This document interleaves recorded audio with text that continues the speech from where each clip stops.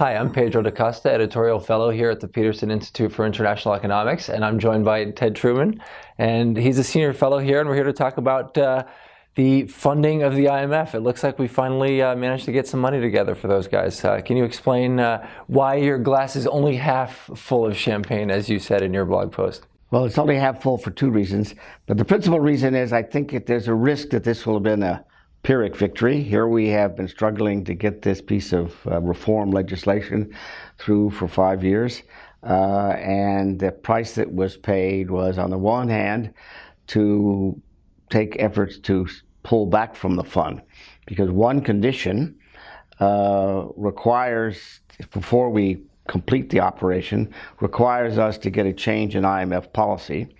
That change is one that is favored by most other countries. It was not initially favored by, is not the United States. So that's all right in the short run, but the precedent of saying that holding hostage something like this to the U.S. Congress, right, because of its negative views about what the fund is doing is quite damaging. Do you think it's likely to be followed by other countries now? Or? Well, other countries can't do it. That's the point. And so it was because we were necessary to do it.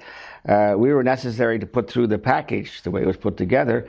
We could hold the fund hostage, and Italy can't do that, or Brazil can't do that, or even China can't. So what does that do to our leadership within the institution? So it suggests that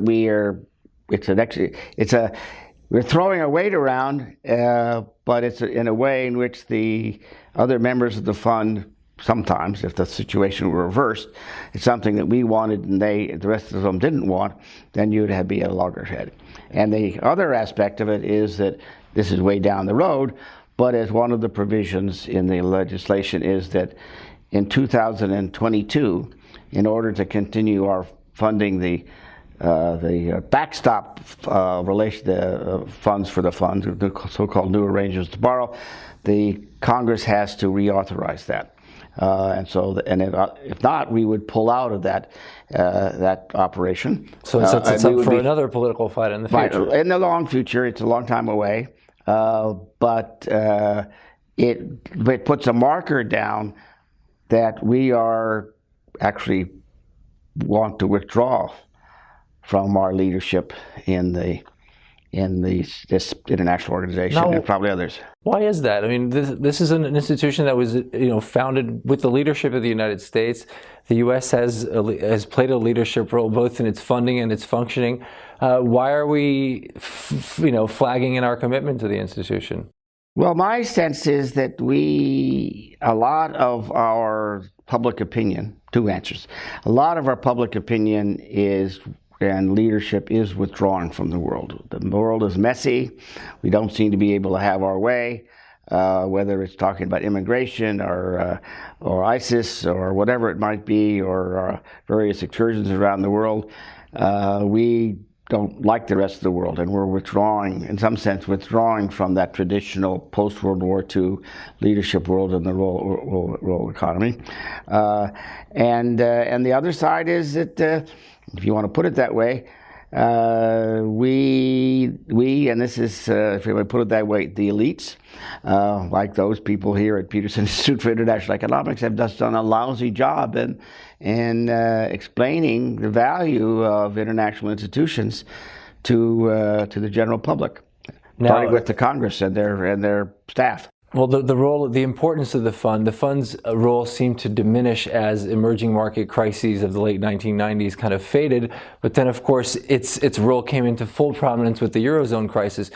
Does our internal political squabbling in any way imperil funding for the institution or functioning in the short term, or how does it affect the fund? It wasn't an issue this time, because this particular package, although it provides a little bit more effective funding to the IMF, it was tiny. It was something like 8% of the total effective resources were increased. The net increase will be, so that's small.